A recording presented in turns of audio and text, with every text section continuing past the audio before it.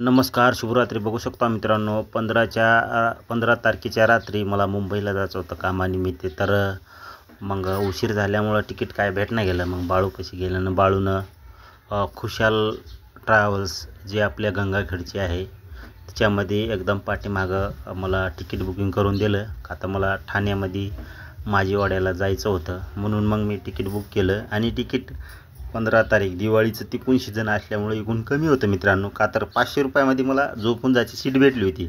तर मी त्याचं तिकीट पण तुम्हाला दाखवलेलं आहे.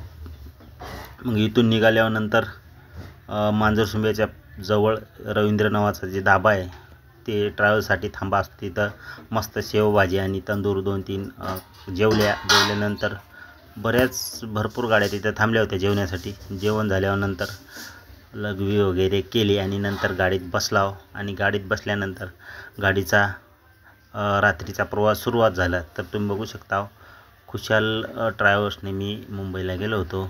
आणि तिथं जाताना सांगतो तुम्हाला की मित्रांनो, 1-12:30 वाजता आम्ही जेव्हा तिथं थांबलो होतो मांजरसुंब्याच्या जवळ. आणि नंतर तिथून प्रवास सुरुवात झाल्यावर लागलीच आपलं मांजरसुंब्याचा मनमोहस्वामी ब्रिजला जे नाव दिलेलं आहे चौक लागतो. आणि तिथून नंतर मग पाटोदा, ओहाय नगरच्या नंतर पुणे.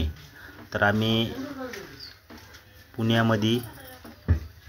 पुण्यामध्ये सकाळी 6:30 वाजता पोहोचलो. आणि तिथून मग 6 वाजता पोहोचल्यानंतर लागलीच गाडी पुढं पॅसेंजर सोडीत निघाली. आणि बघूजेच तर पुण्यामधून पिंपरी चिंचवडमध्ये गेली. आणि पिंपरी चिंचवडमधून आपलं जे निगडीचा आपला भारतीय झेंडा खूप उंचीचा आहे तिथं थोडं मी शूट केलं. आणि निगडीवरून जे जुना 4 नंबर हायवे आहे ते देहू रोड म्हणतात त्याला, तिथं कनेक्ट झाली. आणि तिथून तळेगावच्या चौकामधून